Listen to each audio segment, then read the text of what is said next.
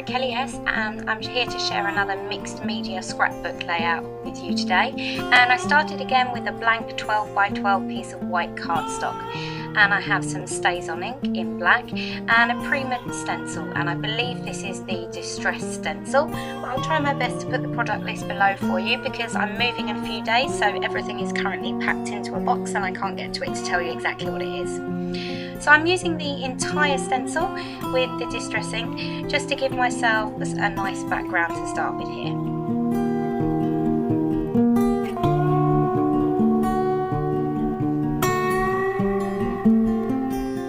Then I move the stencil over slightly and I get some white texture paste, and I just go over random areas of the stencil with the white texture paste.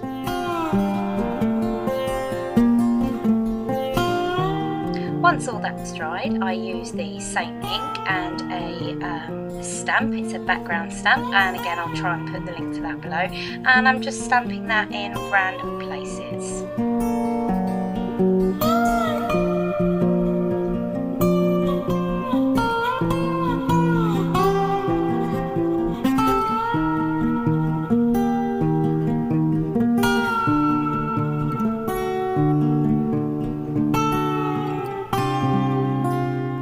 Now I'm really happy with the background texture of my page, and I'm coming back in with the Distress stencil by Prima, and I'm adding some pink mica powder to some white texture paste, and I'm going to just add a feature pink area to the centre of my page. It's just a very soft baby pink, and that's exactly what I was going for. And once I've finished with the stencil, I do then go ahead and add some of that same pink texture paste just around some of the edges to give my page some really cool texture and colour.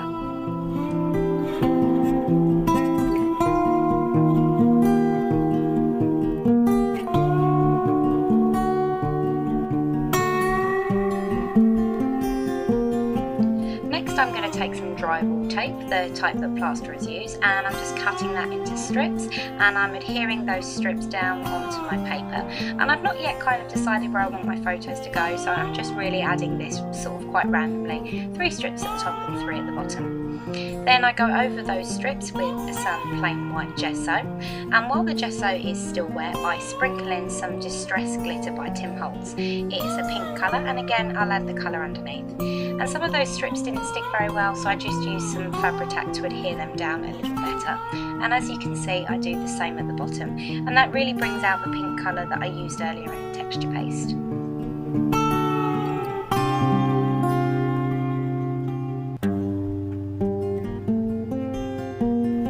Then I begin to use this drywall tape as a bit of a mask, and I stick some pieces down and I paint through it with the gesso, and then once I've got that sort of grid texture on the background, I then remove that the drywall tape again, and that just gives me some fabulous texture. Then I go over some places with the white gesso just to dull them down a little bit.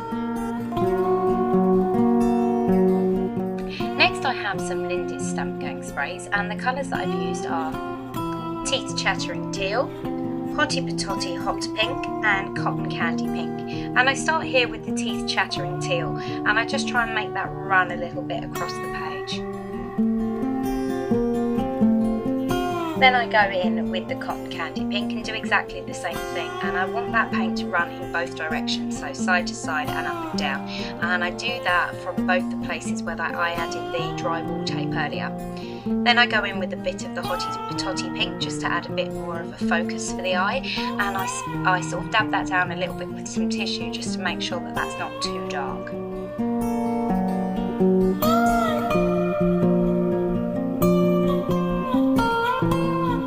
I go in with my heat gun and dry as I go along just to make sure that the colours don't all sort of mould together and become sort of a muddy mess.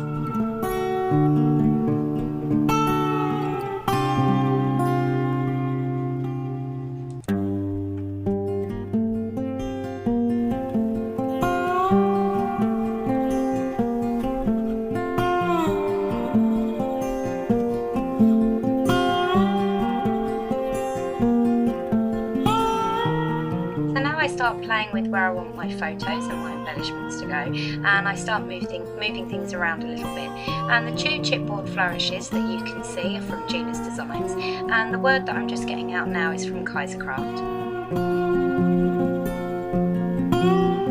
Now I'm using a Prima stencil and some more texture paste, and I plan on keeping this white just to give some more focus and some more texture to the page. Then I add some more texture paste just in sort of random areas, and I think I'm going to put my photos here at this stage, but I actually end up moving them later. But that's okay because I go back in and spray those to match the other colours of the page.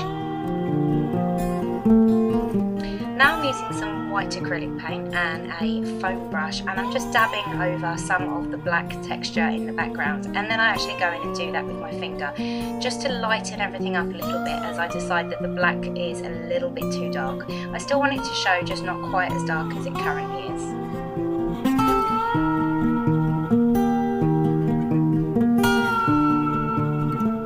Now I go back in and spray the areas that I used the texture paste on earlier, now they're dry, with the same colour pink paint and the teeth chattering teal that I used previously.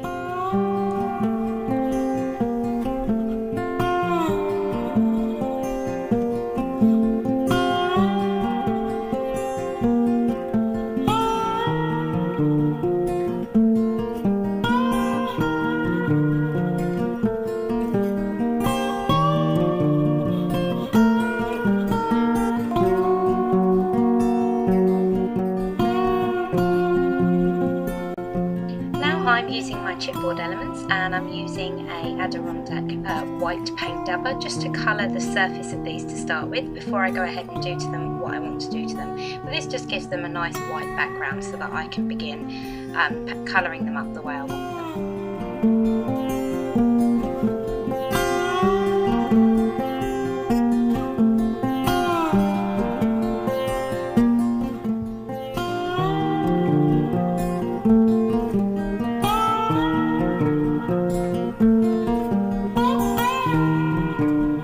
So here I have another Lindy Stamp Gang spray, and this is a very pale pink. I can't remember the colour, so I'll have to put that for you below. But it's the one with a very, very light hint of pink, and I just spray that all over my page just to give me a little bit more colour, especially where I've dulled down the black that we've started with.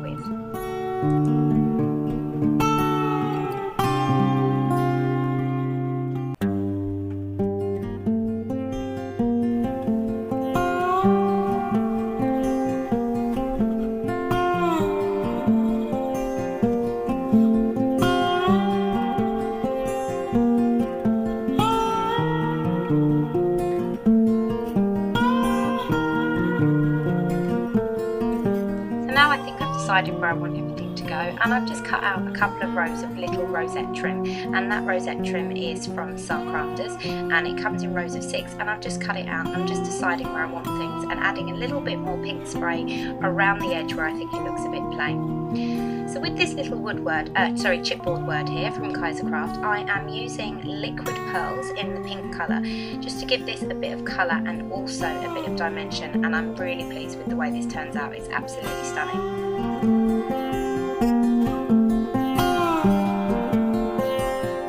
Once I've done that, I use the Perfect Pearls in the white colour to colour up and to give dimension to both of my flourishes, and this again looks absolutely stunning and gives a lot of shimmer and a lot of texture, and I'm really pleased with how well these turned out. They give a perfect addition to my layout when I put it all together.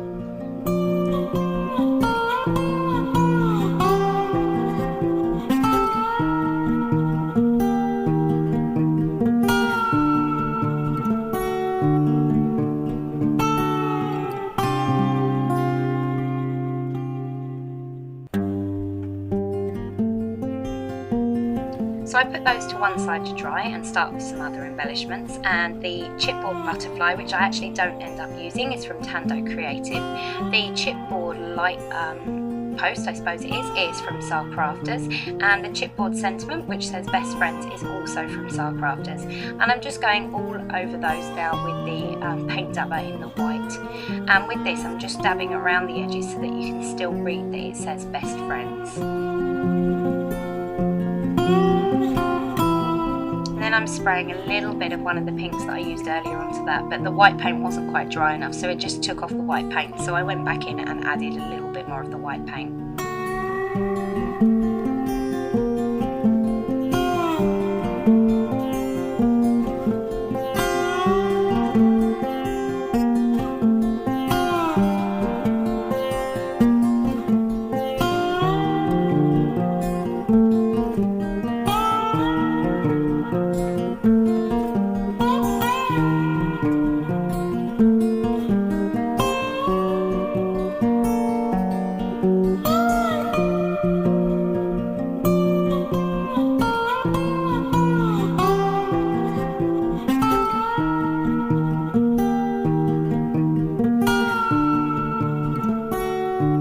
So here now I start to begin to build my page, and that about finishes my project. I just adhere everything down with some Fabri-Tac, and I'm really pleased with the end result. This is one of the favourite layouts I've made today, as I've made the whole entire page myself, and it looks very textured, and there's a lot of different colours going on here that don't show very well in the film. So please stay tuned for some still photos and some close-ups.